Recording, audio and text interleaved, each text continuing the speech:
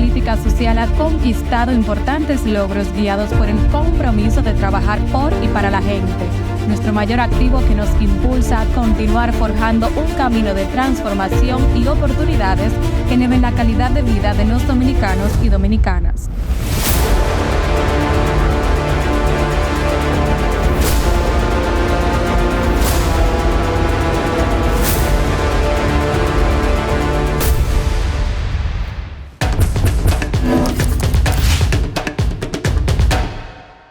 Bienvenidos sean todos a Politiqueando RD. Anabel Alberto por aquí, una mujer feliz, agradecida de Dios, esperando que estén muy bien. Recuerda suscribirte, darle a la campana de notificación, comentar y envía este video.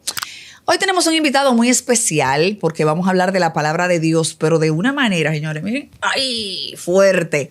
Él, para que sepan, vamos a darle un poco del brief, es pastor en la iglesia First Baptist Church of Irving en el área de Dallas, Texas.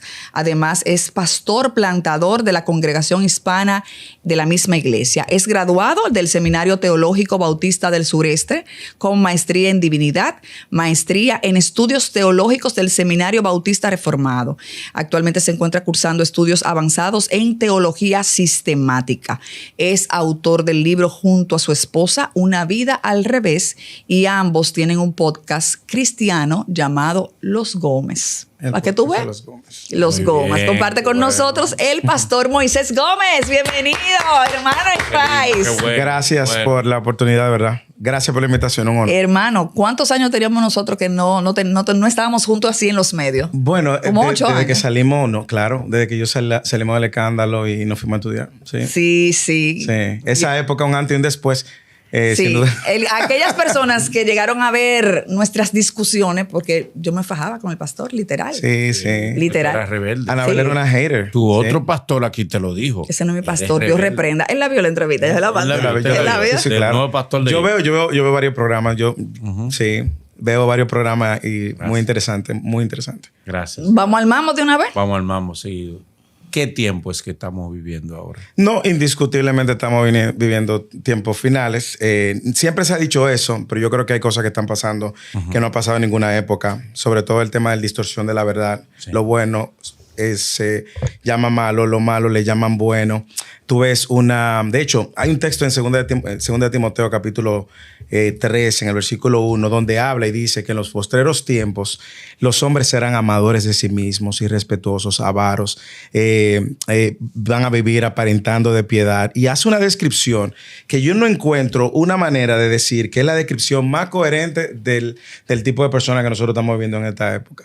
A eso tú tienes que sumarle el hecho de que el avance del evangelio o la proclamación del evangelio ha ido calando a nivel global, que es parte de lo que Jesús dijo en Mateo 24. Hay otros componentes que siempre han existido: terremotos, guerra, rumores de guerra, y esos son, como dice la Biblia, principios de dolores. Pero la tendencia global hacia tener una rebeldía abierta hacia Dios en esta época como nunca antes. Y yo creo que eso es la antesala, sin duda alguna, de que vendrán tiempos difíciles para la iglesia también. Yo creo que va a ser necesario, creo que se van a colar los creyentes verdaderos de lo que no son verdaderos, pero sí, yo creo que sí. Y mucha gente coincide con esa realidad. Yo te voy a hacer una pregunta muy irreverente. Yo creo en Dios, pero yo soy un creyente de Dios cognitivo. Okay. Porque Dios es supra, mega, infinitamente inteligente. Por consiguiente, tú le puedes hacer preguntas. Son sus hijos en la tierra que tienen miedo a las preguntas a Dios porque ellos no tienen quizá la respuesta. Pero Dios no tiene miedo a que le hagan todas las preguntas. Indiscutiblemente. Dios no tiene miedo. Ahora, yo siempre te di una reflexión que amo a Dios. Y el que me conoce lo sabe. Mi amor por Dios es un amor innegociable. Creo en Dios de una manera infinita y soy un testimonio de la grandeza de Dios como ser humano. Todo lo que tengo, yo oro a Dios 3 veces al día. Todos los días me despierto, oro a Dios, me acuesto en todo momento. Mi conexión con Dios. Ahora, yo tengo una reflexión que he arrastrado muchos años en función de yo decir, si cada año que pasa va a ser peor, si es irremediable que cada vez más el diablo nos va a llevar, que los tiempos apocalípticos cada vez serán más radicales, ¿por qué no acaba el mundo hoy? Sí. Bueno, la verdad... Acabar el mundo hoy. Pues si se va a poner peor. La verdad ¿Para qué sabiendo? Porque Dios no... partiendo de ese principio, ¿no? Yo digo, si se sabe que cada vez va a ser peor, que no vamos a poder con lo que viene y que cada día es peor, ¿por qué no destruir el mundo hoy? Bueno, Manolo, por varias razones. Primero, recuérdate que Dios está llevando a cabo un plan que Él escribió y que se va a cumplir al pie de la letra. De hecho, aún a costa de todo el sufrimiento de todos los seres humanos. Bueno, lo que pasa es que el sufrimiento es, si tú lo ves con el lente solamente de la humanidad, tú vas a ver sufrimiento como algo negativo para la vida de una persona, pero en ocasiones el sufrimiento, como decía C.S. Lewis, filósofo que fue ateo y luego convertido al cristianismo, él decía que el sufrimiento es el megáfono de Dios para hablarle a los sordos de este mundo. A veces el sufrimiento es lo que hace que mucha gente recapacite y considere seriamente a Dios. Lo primero. Lo segundo, Dios está corriendo un plan y ese plan se va a llevar al pie de la letra y se está llevando al pie de la letra. Es un guión. Dios está corriendo un guión. Y es cierto, las cosas no van a mejorar. Ahora, el punto no es si Dios termina con la gente, con el mundo hoy, le da el fin. El punto es que la vida de una persona puede terminar antes. Tu vida puede terminar antes. La mía puede terminar antes. Y si tú y yo, a la luz de lo que Él dice, porque nuestra relación con Dios, nosotros no determinamos la manera de relacionarnos con Dios. Él determinó la manera de nosotros relacionarnos con Él. Por eso tú vas a tener gente que tiene su propia versión de Dios. Tú vives en una sociedad que hoy quiere una religión sin Dios, quiere a Dios sin Cristo, quiere salvación sin Cristo. Y tú vas a ver una sociedad que quiere su propia versión de su religión. Sin embargo, Dios está llevando a cabo su plan. Y hay personas que Dios en su plan soberano tiene que salvar. Personas que van a venir al arrepentimiento, personas que van a venir en circunstancias de dolor, personas que van a venir en circunstancias de cáncer, de sufrimiento, de la muerte de alguien, y es Dios cumpliendo su plan. Dios nunca llega tarde, Dios nunca llega después. Ahora bien, mientras tanto, la pregunta es cómo nosotros reaccionamos a la luz de todo el conflicto que está viviendo. Nosotros tenemos dos realidades. O nosotros vivimos para la gloria de Dios, que fue el hecho, el propósito para que tú y yo fuimos creados, o nosotros vivimos en una rebelión contra Dios, incluso cuestionando el plan de Dios. Dios está corriendo su plan. Nada le toma de sorpresa. Dios es quien quita reyes. Dios pone reyes. Dios quita gobernantes. Y llegará el momento donde Dios hará su segunda entrada, donde las cortinas del universo se van a abrir. Vamos a ver el Hijo de Dios retornando como Él lo prometió. Jesucristo, que es el epicentro de la historia y es el que ha dividido la historia en dos, es ese mismo que prometió que iba a regresar y va a regresar. Así que no mucha ansiedad por eso, porque hay mucho todavía que tú tienes que hacer, que yo tengo que hacer, hay mucho en lo cual yo tengo que crecer, hay mucha gente a la cual hay que compartir la verdad del evangelio, hay mucha gente que necesitan ser salvas y Dios lo hace en su tiempo. Bien, me convenció. Pastor, ¿es verdaderamente la Biblia la palabra de Dios? Indiscutiblemente. Indiscutiblemente. ¿Y qué le decimos a la gente del Corán? Bueno, vamos a compararlo. Primero, tú tienes la Biblia, que es un libro históricamente respetado. Yo te puedo, si vamos desde la evidencia hasta la fe y luego lo comparamos con el Corán. Cuando tú ves la Biblia y ves el número de evidencias que tenemos, ya sea por copias, evidencias tangibles de manuscritos, es abrumadoramente superior a cualquier libro histórico. Te voy a poner un ejemplo. La Ilíada de Homero. ¿Ok? Homero existió en el 800 antes de Cristo y las copias más recientes de Homero aparecen en el 400 antes de Cristo. Es decir, hay un gap entre cuando él existió 400 años después y aparecen sus escritos. ¿Tú sabes cuántas copias hay de la Ilíada de esos manuscritos originales? 643. Platón, otro ejemplo. Nadie cuestiona a Platón. Platón existió y escribió en el 400 años antes de Cristo. Sus manuscritos más recientes aparecen en el 900 después de Cristo. Recuerda que Cristo divide la historia. Venimos en conteo regresivo hasta Cristo y luego en conteo. Entonces, en el 400 después de Cristo, 1300 años de gap entre su existencia y sus escritos y los manuscritos más recientes. ¿Cuántas copias hay de Platón? 7 de sus manuscritos. El Nuevo Testamento se escribe 50 a 100 años después de Cristo. Mi papá tiene 86 años. Mi papá estuvo preso en la 40 cuando Trujillo. Mi papá es una fuente primaria de los eventos de Trujillo. ¿Ok? Hago la comparación porque lo que vemos en el Nuevo Testamento que tú tienes, que los escritos de Jesús, los evangelios y las cartas paulinas, la carta de Pedro y de Juan se escriben el 50 al 100 después de Cristo y un poco más. De las copias y manuscritos hay 4.970 y en aumento. y más de 36,000 citas de patria de los padres de la iglesia, discípulos de los discípulos. O sea, las evidencias son abrumadoras. Segundo, la congruencia de la escritura es abrumadora. O sea, la escritura, la Biblia, se escribe en un periodo de 1500, 1600 años. Tú tienes en un periodo de 1500, 1600 años, más de 40 autores que intervienen en la escritura de la Biblia. Tú tienes 3 idiomas diferentes, hebreo, griego y arameo. Tú tienes 3 continentes diferentes, África, Europa y Asia. Y tú agarras la Biblia y la congruencia que tiene la Biblia, la hilaridad, como te decía, es un guión que empieza en Génesis en una celebración, si se puede decir, de una boda, Génesis 2:24, dejar al hombre a su padre y a su madre, y termina en Apocalipsis con otra boda. O sea, tú tienes la manera coherente y congruente como la Biblia narra un solo plan, un solo redentor. Tú tienes de la Biblia también la precisión. La precisión, la Biblia, la profecía que se han cumplido tanto en el Antiguo Testamento. Nada más de Jesús se cumplieron más de 300 profecías que se escribieron 700 años antes. Cristóbal Colón vino más de 500 años. Imagínate que cuando Cristóbal Colón se hubiese estado diciendo de esta grabación, y se cumple a la precisión. De Jesús se escribió 700 años antes, más de 300 profecías y se cumplen. El problema es que la gente no quiere la Biblia. La gente prefiere rechazar la Biblia. Cuando tú lo comparas con el Corán, lo recibe Mahoma, que en el siglo VI, siglo VI-VII, Mahoma lo escribe en una coyuntura religiosa y política. Él dice que recibió la inspiración del arcángel Gabriel, un ángel caído, un demonio, porque no fue Gabriel el arcángel mensajero de la Biblia.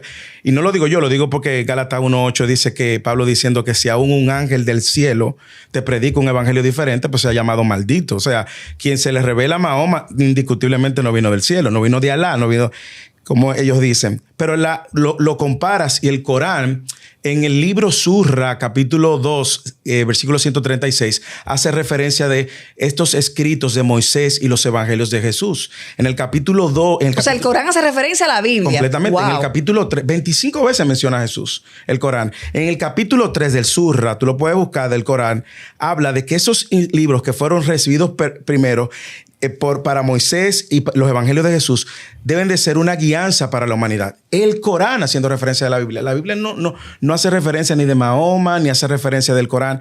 Indiscutiblemente superior. Ahora, no solamente la congruencia y la precisión. Señores, Jesús dijo que la Biblia es la palabra de Dios y punto.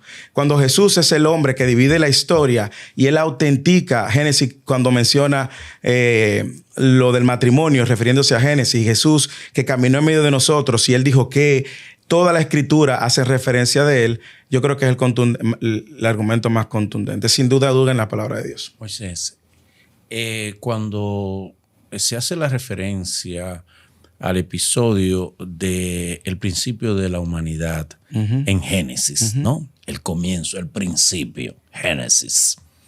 Se plantea la historia que conocemos a este tiempo, que conoce, digamos, de manera didáctica y sencilla es, se crea el paraíso y el Señor le dice a ellos, siendo ellos perfectos, nacieron perfectos, ¿no? Sí. Nacieron puros. Sí. Es bueno que no olvidemos eso. Nacieron perfectos. Sí. Nacen perfectos y le dice, no coman de aquel árbol, porque aquel árbol es la tentación. Adán y Eva. Pan y comen. Y se fastidian. Sí. Yo pregunto. Entonces, dos cosas que a mí me La generan una laguna. No sé dónde viene y todo el mundo ha hecho eso. Una laguna. Si eran perfectos, ¿cómo fue que pecaron? Sí. Y entonces no eran perfectos. Bien. Y segundo, si ese árbol le podía fastidiar la vida, ¿para qué poner ese árbol ahí? Mira, adelante. Es muy buena tu pregunta. Es una pregunta que hacen incluso hasta los niños de escuela dominical porque nos cuesta entender por qué Dios pone el árbol del bien y el mal. Vamos, varias cosas. Lo primero es que Dios le había dado a ellos todo lo que necesitaban. Como tú dices, ellos son los primeros seres y los únicos seres probablemente que tenían un verdadero libre albedrío. Escoger entre lo bueno y lo malo. Después de Génesis 3, nadie escoge lo bueno. Así dice la Biblia en Romanos 3 y otros salmos. Nadie escoge lo bueno. Dice el Salmo capítulo 3, versículos 10, 11 y 12. No hay quien haga lo bueno. No hay quien busque a Dios. ¿Ok? No hay aún uno. No hay justo.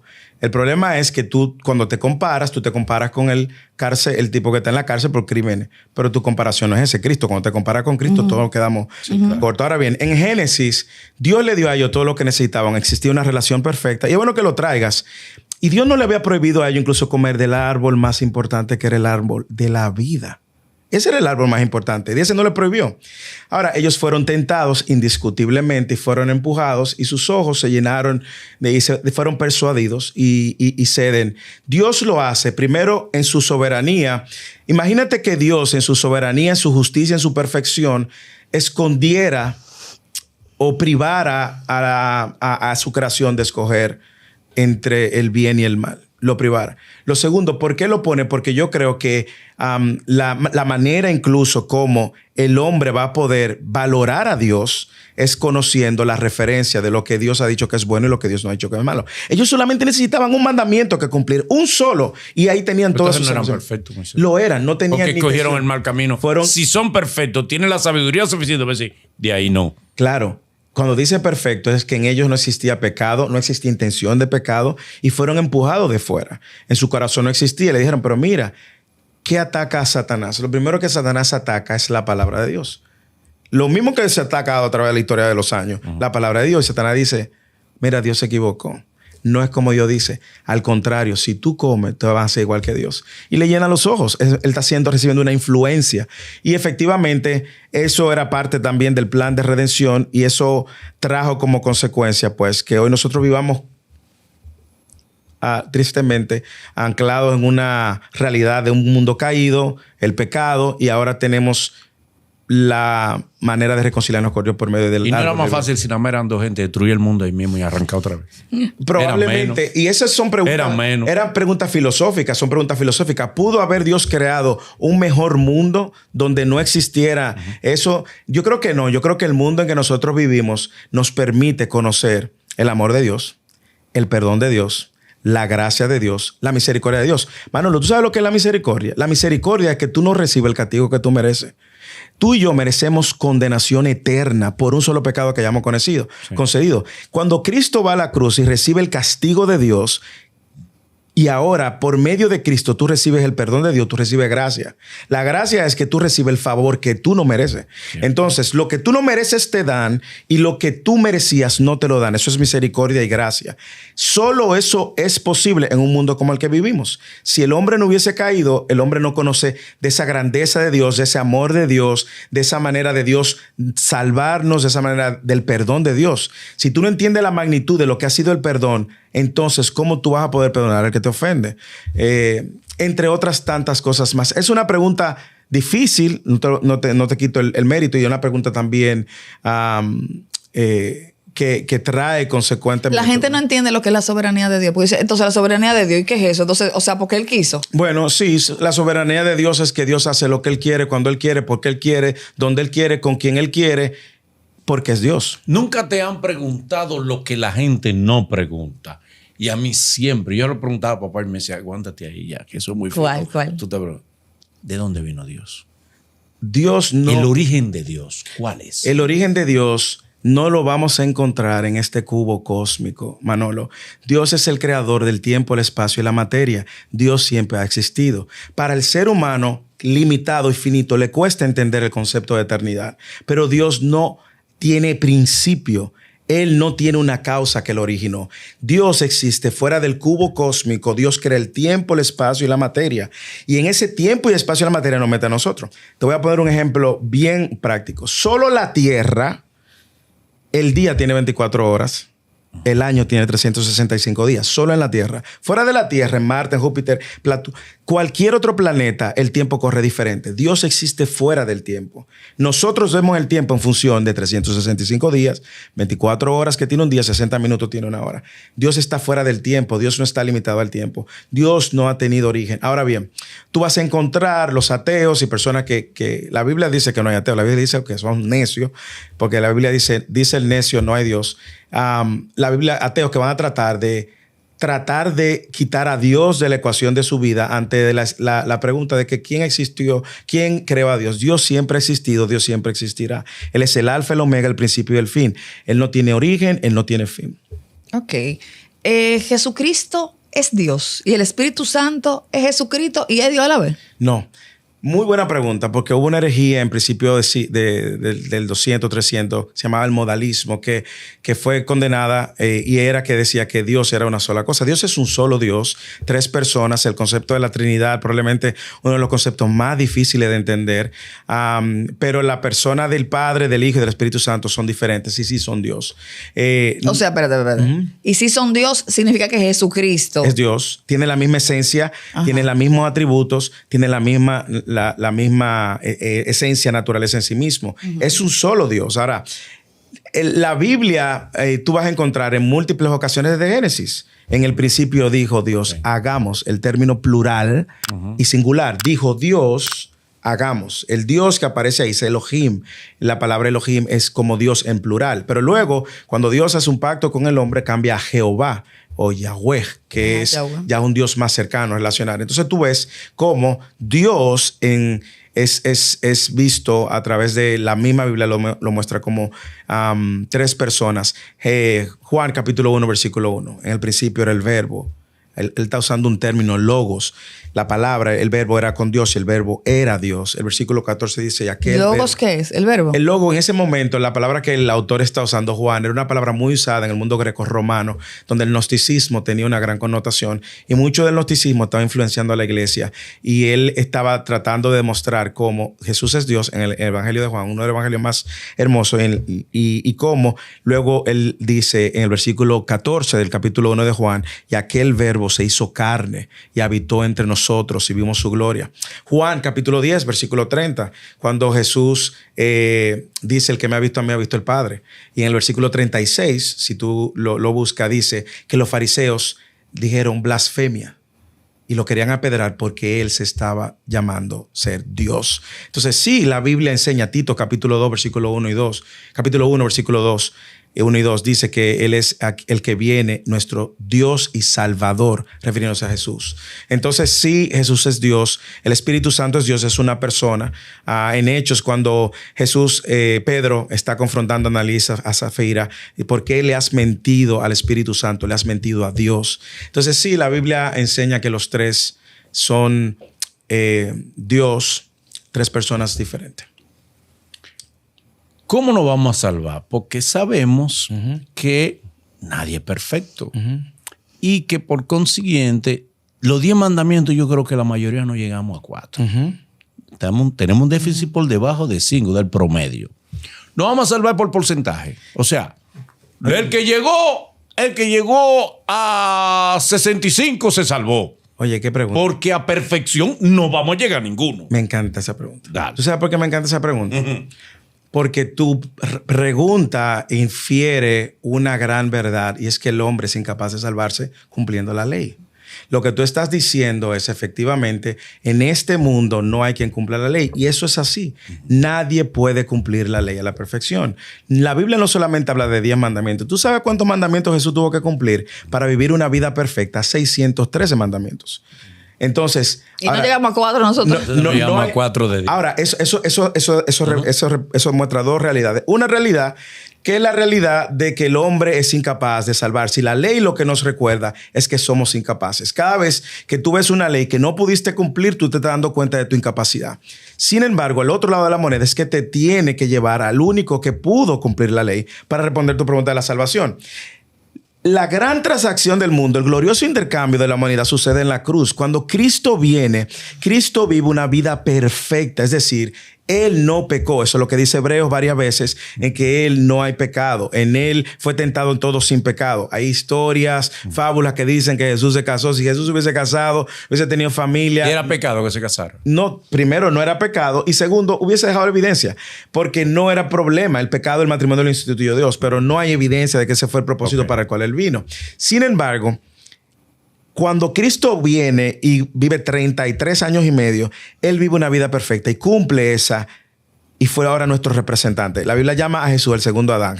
El primer Adán falló, como tú dijiste. Y ahora, cuando Él va a la cruz, recibe todo el castigo de Dios. Es decir, la ira de Dios, dice la Biblia, Isaías 53:10, cayó sobre Él y dice, por sus llagas nosotros fuimos sanados. El castigo por nuestra paz cayó sobre Él. En otras palabras, Él se convierte en nuestro representante. Y ahora todo el que está en Cristo, Manolo, recibe la gracia que no merece. Todo el que cree que Cristo es el Señor, que confiesa con su boca que Cristo es el Señor y cree en su corazón que Él resucitó de los muertos, será salvo. Ese ahora recibe esa justicia perfecta. Cuando yo vaya al cielo, yo no me puedo presentar por mis obras. Si yo, cuando entre al cielo, lo único que voy a reconocer que la gracia de Cristo me alcanzó, porque no hay nada que tú puedas hacer. De hecho, la Biblia dice en Isaías capítulo 64, verso 6, que tus mejores obras son como un trapo de inmundicia. Un trapo de inmundicia en el contexto se usaba para dos propósitos. Uno, los leprosos. La pus, la infección y esos trapos olían de una manera repugnante, podredumbre. Y el otro propósito era la toalla sanitaria de la mujer.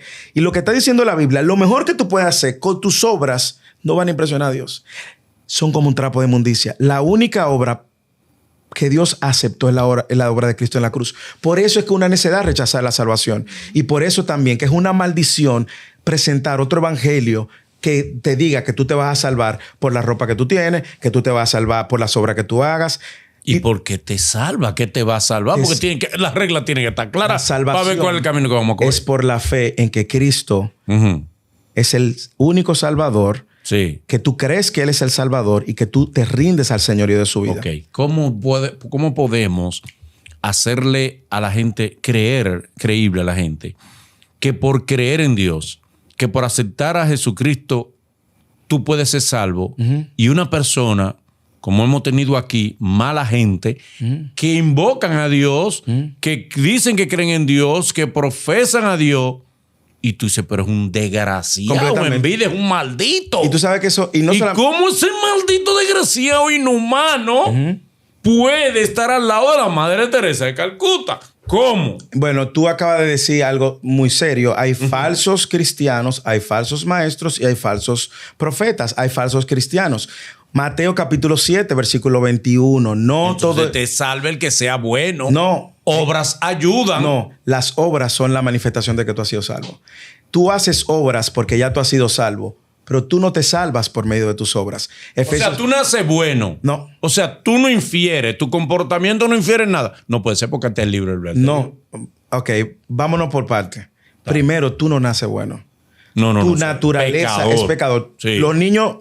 Abraham tiene casi 2 años. 2. Tú ves en él ya el egoísmo, tú ves en él la indisciplina, el rebelarse contra la autoridad. Se lo enseñaron. Él fue a la escuela de 0 a 2 años. No, nació pecador. Nació todos pecador. los niños todos nacemos pecador. Tú pecas porque tú eres pecador. Sí, claro. Tú no eres pecador porque tú pecas. Okay. Tu naturaleza en sí misma, como dice Romanos capítulo 5, en tu condición tú estás... Romanos capítulo 3, versículo 23, destituidos de la gloria de Dios, por cuanto todos pecamos. Sí. Entonces, esa es la condición default del hombre, es la condición estándar del hombre. El hombre nace en esa condición. Sí. Y el hombre merece, por haberse rebelado contra Dios en esa condición, por querer el mal, merece la condenación eterna. Ahora bien, cuando Cristo viene, Él te da a ti el camino. Él lo hizo fácil. Yo soy el camino, yo soy la verdad, yo soy la vida. Y yo ahora veo mi condición de pecador. Yo soy un miserable. No me puedo salvar por mis obras. Entonces, ¿cómo puedo salvarme? Cristo te dice, yo soy el camino, yo soy la verdad. Y tú ves a Cristo como tu Salvador y crees, no intelectualmente, Cristo, el hombre que dividió la historia. No, es que si tú crees quien Él dijo que Él era, entonces tu vida responde a la luz de lo que Él... ¿Cómo tú demuestras que realmente tú has aceptado y crees que Cristo es tu Salvador? Yo creo que hay 3 maneras. ¿Cómo tú lo demuestras? 3 maneras. Ojalá y pudiéramos tener una Biblia digital que vaya abriendo. Primera de Juan 2:4, Primera de Juan 2:6, Primera de Juan 2:8. Lo primero es que tú vas a perseguir obedecerle. No todo el que dice Señor, Señor entrará al reino de los cielos, sino el que hace la voluntad de mi Padre. ¿Ok? Amén. Tú vas a tener una inclinación a obedecerle. Obedecerle, vivir ahora de cara a la luz de quien Él es. 2. Perdón, entonces ahí cabe lo que yo le decía a una persona. Yo tengo que hacer esto, no porque me gusta, sino porque Dios lo manda. La obediencia completamente. Bien. Completamente. La obediencia es un factor. ¿Pero por qué vas a hacer eso? Tengo que hacerlo porque Dios lo manda. Pero no te gusta, porque no puedo hacer lo que a mí me guste. tengo que hacer lo que Dios manda. Completamente. La segunda evidencia. Voy bien. La segunda evidencia es la perseverancia. Ok. La perseverancia de tú mantenerte en los caminos del Señor. Mucha gente entra, mucha gente sale. Muchos son llamados y pocos los escogidos. Cierto. No todo el que está en la iglesia, hermano, la iglesia es un hospital de pecadores. Sí. La iglesia es un lugar de gente que viene con su pasado terrible buscando la redención en Cristo. Y la tercera evidencia son tus afectos. De una manera u otra, tú vas a tratar de vivir para la gloria de Dios. Ahora, tu propósito de vida es cómo lo que yo hago, cómo esto que tú haces, resulta en traerle gloria a Dios. Cómo tus interacciones con tu esposa, con tus compañeros de trabajo, reflejan que efectivamente Dios es quien gobierna tu vida y no tu vida, como tus planes, como tus decisiones. De repente ahora tú tienes una nueva naturaleza.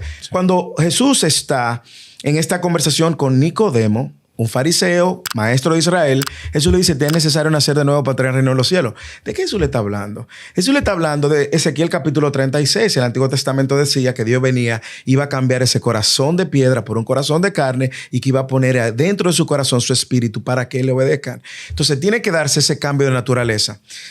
Yo sé que mucha gente dice que todo el mundo es cristiano, que todo el mundo es hijo de Dios. No todo el mundo somos hijos de Dios. Hay que aclarar porque la Biblia... Vamos, exacto, eso es muy importante. La Biblia lo aclara. ¿Quién es un hijo de Dios? Un hijo de Dios es el que cree que Jesús es el Salvador y que vive a la luz de que Él es el Salvador. En otras palabras, yo creo por la fe que Él me salvó de mis pecados y ahora yo vivo para la gloria de Él. Yo era esclavo del pecado y vivía ahora conforme los deseos de la carne y los deseos de este mundo.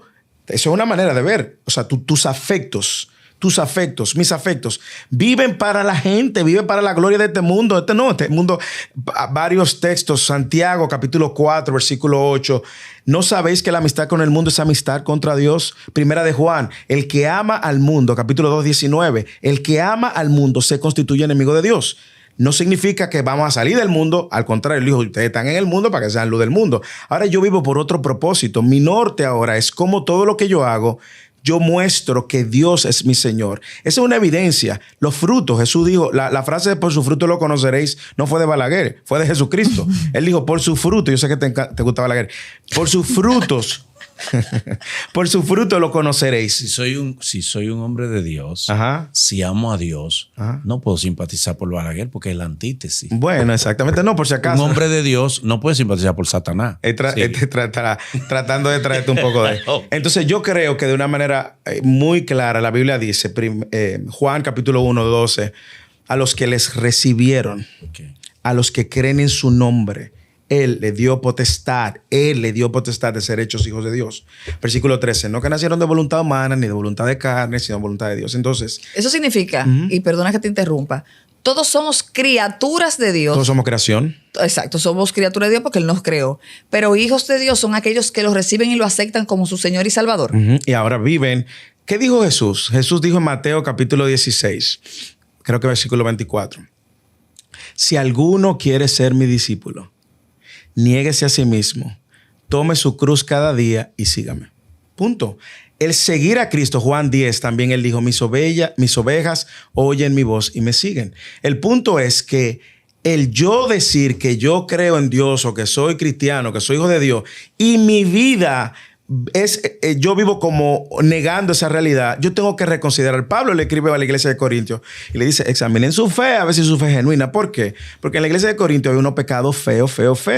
Entonces nosotros vemos que el Hijo de Dios va a negarse a sí mismo, como Jesús dijo, tomar su cruz cada día, y no es una cruz física, sino es el costo mismo que implica seguir a Cristo. Lo que quiere decir que un hijo de Dios es un cristiano. Claro. Entonces, ¿qué es un cristiano de verdad? O sea, verdaderamente un cristiano. Como te dije, es un cristiano, es una persona que Cristo es el Señor de su vida, es una persona que camina y vive a la luz de esa verdad, vive coherentemente, ha entendido la salvación de lo que Dios le salvó y a la luz de esa salvación vive su vida para la gloria de Dios. Efesios capítulo 1, 6, 12 y 14. ¿Se puede considerar un buen cristiano una persona que no se preocupa por la humanidad? Un buen cristiano es una persona que cumple con los preceptos de la iglesia, pero no le preocupa que tengamos mal gobierno, que no le preocupa que hayan personas que pasen hambre, que no le preocupa que su vecino la pase mal, que tenga problemas, que tenga inconveniente. ¿Puede llamarse un buen cristiano personas que socialmente son nulos?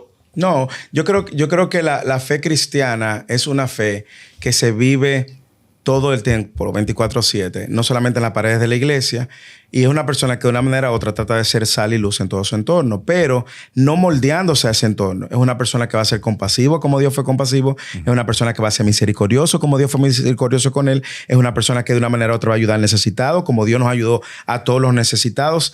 ¿Por qué? Porque el cambio que Dios hace al transformar tu corazón en tu relación con Dios, tiene un impacto en tu relación con el prójimo.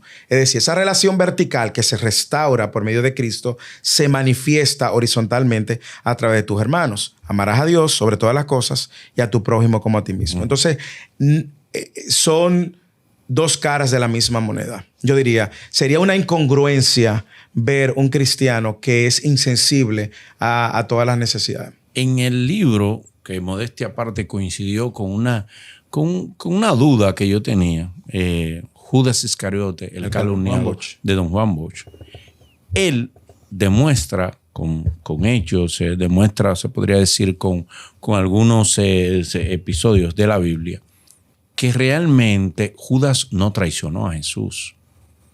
Que si bien dicen que les robó, él no tenía necesidad de robar. Uh-huh. Él administraba. Uh-huh. Lo que pasa es, según plantea Don Juan, que Judas tenía una visión política de Jesús. Uh-huh. O sea, llega podemos usarlo como el líder de una revolución que tenemos que cambiar. Realmente, haciendo justicia, ¿Judas traicionó a Jesús o fue un elegido para la traición? Yo creo que A y B. Y suena un poco difícil. A y B, yo creo que sí lo traicionó porque luego que él se da cuenta de lo que ha cometido, él va y devuelve, trata de reparar lo que él hizo. Si él no hubiese tratado de volver donde los fariseos y decirle, toma su moneda y tirar sus monedas, eso habla de que su conciencia ya lo acusó de que él hizo un acto del cual debió arrepentirse y no se arrepintió. Tú lo contrastas con el caso de Pedro. Pedro igualmente lo traicionó, lo negó 3 veces, pero Pedro se arrepintió. El caso de que si él fue elegido para eso, bueno, tú encuentras textos que aluden a esa verdad cuando dijo, el que meta la mano en la copa conmigo, el hijo de perdición, el hijo que... Entonces tú ves A y B. Sin embargo, yo, con todo el respeto de todo el que sigue al profesor Juan Bosch, ha estado bajo sus enseñanzas, yo no le puedo dar la última palabra a la interpretación de Juan Bosch sobre la persona de Judas por su cosmovisión. Su cosmovisión es una cosmovisión viciada donde ve quizás la fe de Dios, la fe cristiana, entre comillas. Por lo que la Biblia sí enseña que Judas traicionó y la Biblia también enseña que él fue cogido para eso. Cuando decimos que Cristo murió en la cruz por nuestros pecados, entonces ¿por qué seguimos siendo pecadores? Muy buena pregunta. Ya nos saldamos. No, o nos dejan en ciclo. No. ¿Cómo? Hay que sacarnos de esta ciclo. No, la verdad es la siguiente, Manolo. Nuestra naturaleza fue cambiada al venir a Cristo. Es decir, todo el que está en Cristo, 2 Corintios capítulo 5:17, dice, si alguno está en Cristo, nueva criatura es. Todas las cosas viejas pasaron, todas son hechas nuevas. Cuando Dios te abre los ojos y tú ves tu condición de miserable, corres a Cristo como tu Salvador y te rindes a su señorío, indiscutiblemente tu relación con el pecado cambia. Yo te puedo decir mi antes y mi después. Quizás tú puedes hablar de tu antes y tu después. Sí. La Biblia nos enseña que ahora la relación con el pecado cambia. Antes éramos esclavos del pecado. Dice Efesios, y perdóname que le cite tanto la Escritura, pero es que no puedo hablar sin la Escritura. Sí. Dice Efesios capítulo 2 que nosotros estábamos muertos en nuestros delitos y nuestros pecados. Versículo 2, conforme a los deseos de la carne y de la mente. Y éramos por naturaleza hijos de ira, hijos de desobediencia, lo mismo que lo demás. Nosotros vivíamos en la frecuencia del pecado. Una persona que ha nacido de nuevo, Manolo, no tiene la misma relación con el pecado. El Espíritu Santo mora en él y ahora su relación con el pecado es una relación de lucha, es un enemigo ahora que tú tienes. Un enemigo que es tu propia carne, que te atrae, tu propia concupiscencia. Marcos capítulo 7, me viene a la mente, versículo 21, dice que es del corazón de donde salen los malos pensamientos, la ira, la fornicación, el adulterio, la envidia. Es del corazón. Ahora tú tienes ese remanente, pero ahora tú estás consciente. Yo recuerdo un joven que estaba bautizando en la iglesia, que él dando su testimonio delante de la iglesia, él decía, antes yo no veía mi pecado y ahora lo veo. Esa es la realidad de una persona que ha nacido de nuevo. De repente tú te das cuenta y dices, espérate, no ando bien. Mi relación con esta persona no es correcta. Mi relación, la manera como trato aquí no es correcto. La manera como lidio con tal pecado no es correcto. El Espíritu Santo moviéndote hacia la imagen de Cristo, que es básicamente el propósito de Él en medio de nosotros. Vuelvo con el cristiano conectado a lo social. Ok. Eso a mí me llama mucho la atención. ¿Tú te identificas con eso? Sí. Ok. Yo creo yo no voy a decir, para no ser un mal cristiano, decir yo odio el egoísmo. Ok.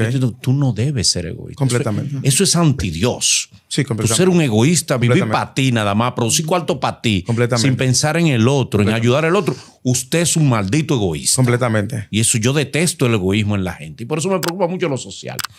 Pero yo tengo una duda eterna política que he arrastrado con los que se llaman cristianos ortodoxos. Vamos a decirle así.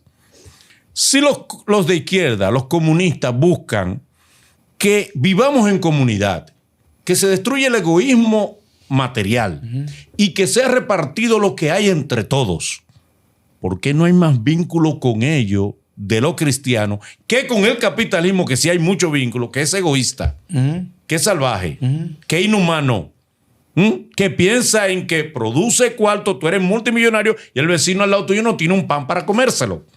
¿Por qué no hay más cercanía con el comunista? Porque el comunista niega a Dios, sí, pero es que él lo niega porque él siente que el cristiano niega la comunidad entre los hermanos. Yo creo que En esa dialéctica, Claro. yo entiendo que vive el comunista ortodoxo, el real, no el comunista, para que no hay gente que no entiende eso. No está defendiendo a Cuba y a Fidel. No, estamos hablando de los preceptos que ortodoxamente promueven los reales comunistas, porque no ha habido más vínculo con ellos que con los capitalistas. Mira, yo creo que ahí tu planteamiento es lógico, sin embargo creo que también es absoluto. Yo creo que ni todos los de izquierda, su mayor interés es ese, aunque No es verdad, son humanos. Ok.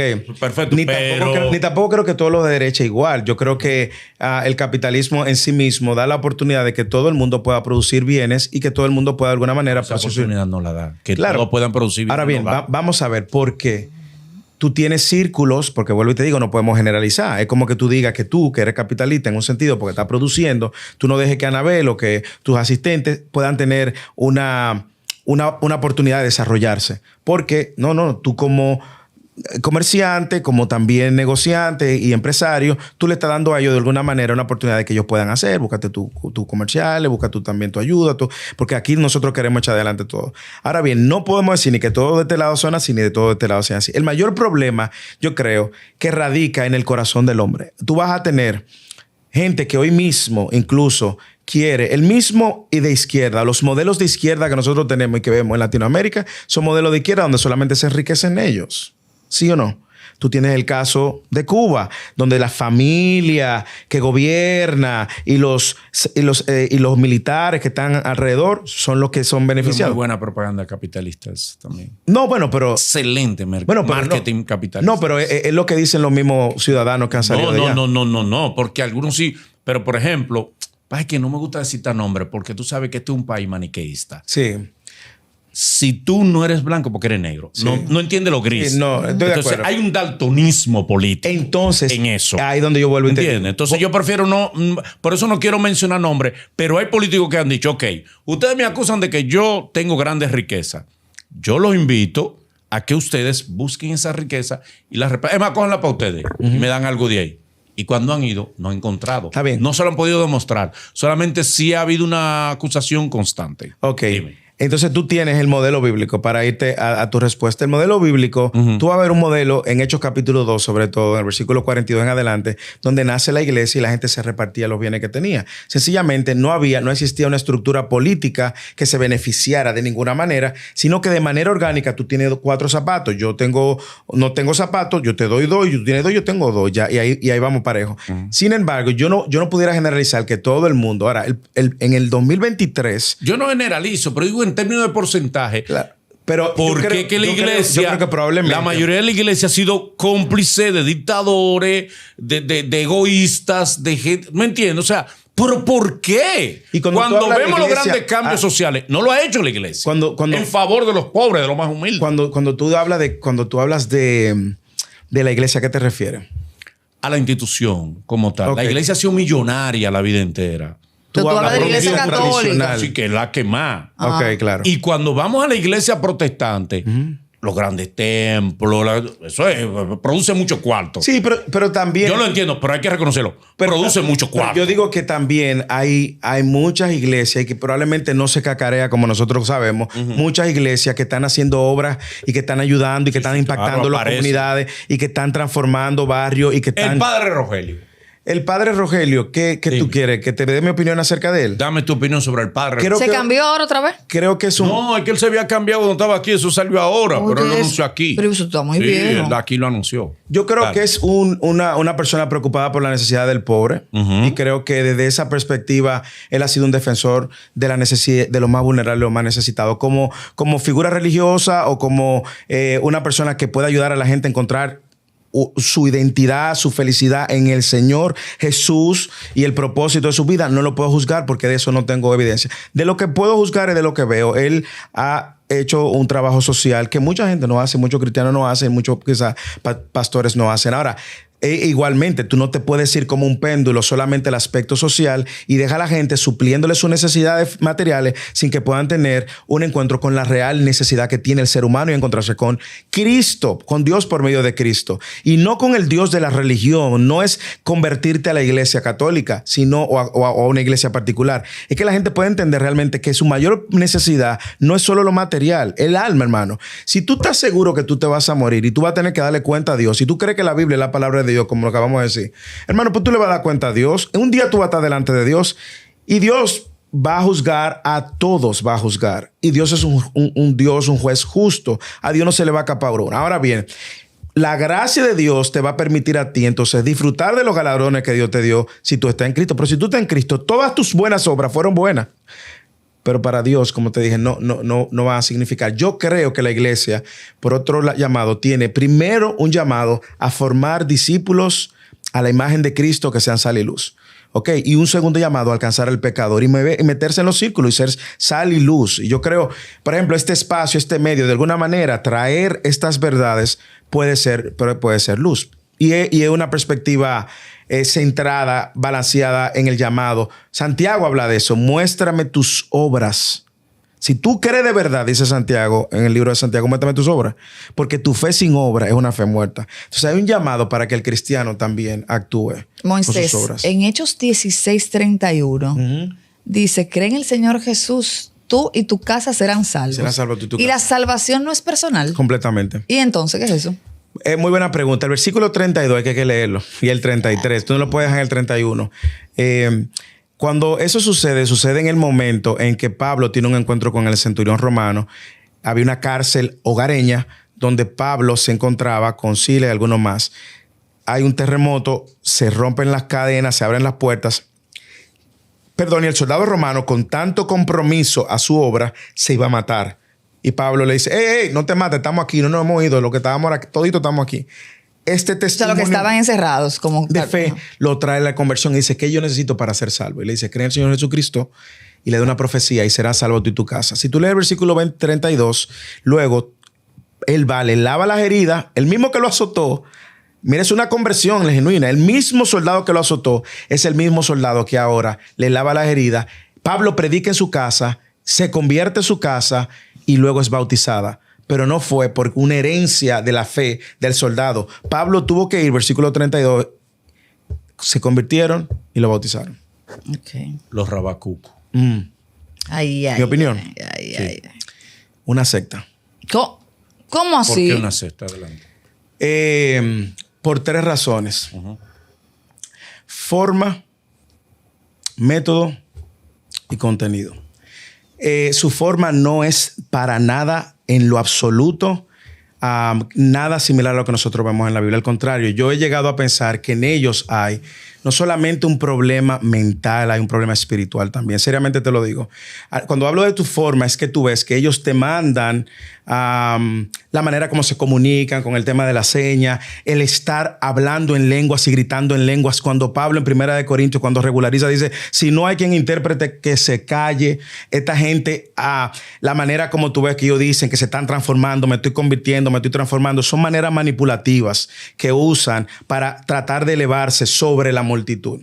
Es en cuanto a su forma. El método es condenación. Entre ellos mismos se están condenando, se están atacando. Es completamente arrepiéntete, tú estás descarriado 90 veces, 100 veces, 1500 veces. Su método es completamente condenación porque no llena el estándar que ellos han establecido. Un estándar que no es bíblico. Otra vez, Gálatas capítulo 1, versículo 8.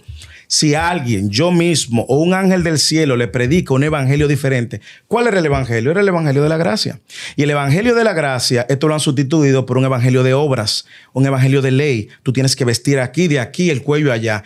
Malas interpretaciones de textos usados fuera de contexto. Y lo peor es que le están poniendo un yugo a la gente que ni los fariseos mismos pudieron cumplir, ni ellos mismos pudieron cumplir. Y de eso Jesús le llamó generación de víbora, sepulcro blanqueado. Si Jesús tuviera ahora mismo, le dijera lo mismo, ustedes lo que son sepulcro blanqueado, ustedes son de su hijo, del padre el diablo, su padre el diablo. Dios. Y contenido porque predican un evangelio que no es el evangelio que trae esperanza, sino condenación, carga, condenación, ley, sentimiento de culpa. Nunca lleno el estándar de Dios, nunca puedo cumplir la ley de Dios. Tristemente, mucha gente lo que ha hecho de ellos una burla, y yo diría que es una caricatura del evangelio. Lo que nosotros vamos, ¿por qué se han hecho virales? Porque la gente dice, estos son ¿quién le hace caso? ¿Quién lo sigue? ¿Quién dice esto es una referencia? Yo quiero ser.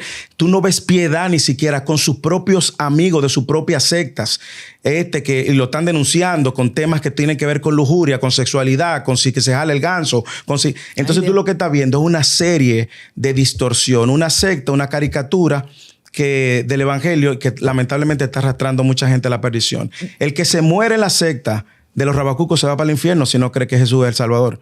Y punto. Y tengo que ser un poco contundente porque la Biblia lo es. Ya mi última pregunta. La mujer como pastora, que ese siempre ha sido un tema de debate con todas las personas que han venido aquí. Sí, el tema de la mujer como pastora nos tomaría mucho tiempo, pero creo que varios textos, primera de Timoteo capítulo 2, también en primera de Corintios 14, Pablo poniendo en orden la iglesia, establece que la mujer puede jugar otro rol. Tito capítulo 2, la mujer juega un rol importante en la enseñanza a otras mujeres. ¿Cuál es el problema? Dos cosas. Creo que el feminismo rampante de nuestra sociedad ha querido también entender que puede ser pastora, y una mujer puede ser pastora, pero no está llamada a ser pastora. No porque nosotros o porque la fe cristiana sea machista. De hecho, si tú lees primera de Timoteo capítulo 2, cuando Pablo le está dando a ellos los argumentos, le dice, porque en el principio Adán fue creado primero. Lo que Dios está estableciendo es un tema de orden. Aquí hay un CEO, aquí no hay dos CEO. Uh-huh. En una familia hay una cabeza, Efesios capítulo 5, no dos cabezas. Todo lo que tiene más de una cabeza es un monstruo. Entonces, la mujer tiene mucha capacidad, más del 50% del cuerpo de Cristo, de la iglesia, y la mujer de manera genuina puede servir y alimentar muchísimas otras áreas del ministerio donde el hombre probablemente por su pragmatismo y su manera de estar orientada a las tareas no llena, pero la mujer ha sido redimida y resaltada y exaltada a través de la historia de la iglesia. Bien. Hermano. Interesante, valioso, muy edificante de tu televisión. Nos gustaría tener una segunda parte. ¿Cuándo tú te vas? Sí, tú no tienes milla extra por ahí. Pero nos gustaría tener, venga, puedo. Pa Manolo, una preguntita así. ¿Tú puedes ser cristiano sin congregarte? Uh-huh. ¿Quién? Adelante. La Hebreos capítulo 10, 24, 25 y 26. Uh-huh. Da el mandato de no dejarse de congregar, pero los versículos anteriores habla de estimularse unos a otros en el amor y las buenas obras, exhortándose unos a otros. En el medio dice no dejando de congregarse.